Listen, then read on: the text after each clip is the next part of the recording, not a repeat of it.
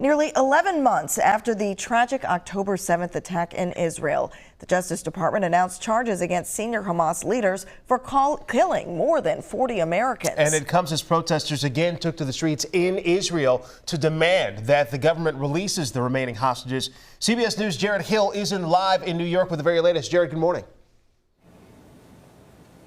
Good morning, AJ and Shayla. In the face of those growing protests, Israeli Prime Minister Benjamin Netanyahu is holding firm on a critical sticking point.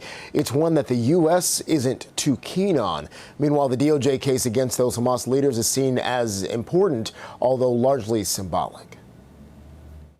These actions will not be our last. Attorney General Merrick Garland with a stern warning after the Justice Department unsealed federal charges against 6 senior Hamas leaders for the killings of at least 43 Americans on October 7th. Garland says the department is also investigating the deaths of Americans, including 23-year-old Hirsch Goldberg Poland, as acts of terrorism. The 23-year-old was one of the 6 hostages found killed in Gaza over the weekend. We will pursue the terrorists responsible for murdering Americans and those who illegally provide them with material support for the rest of their lives. The DOJ says Yahya Sinwar and a group of other senior Hamas figures financed, directed, and oversaw a campaign to murder U.S. citizens and endanger U.S. national security, alleging this group orchestrated the killings and kidnappings. 3 of the defendants are dead. The others haven't been captured.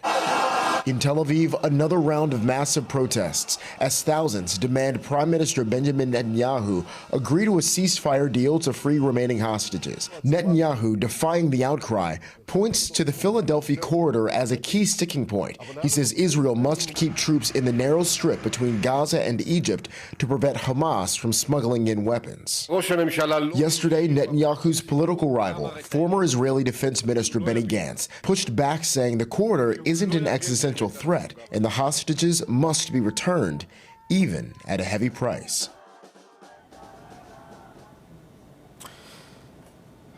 Now, when it comes to the charges against those Hamas leaders, the DOJ hasn't said anything about sending U.S. authorities into Gaza to try and pull them out of hiding, but the Attorney General did say the DOJ has a, quote, long memory.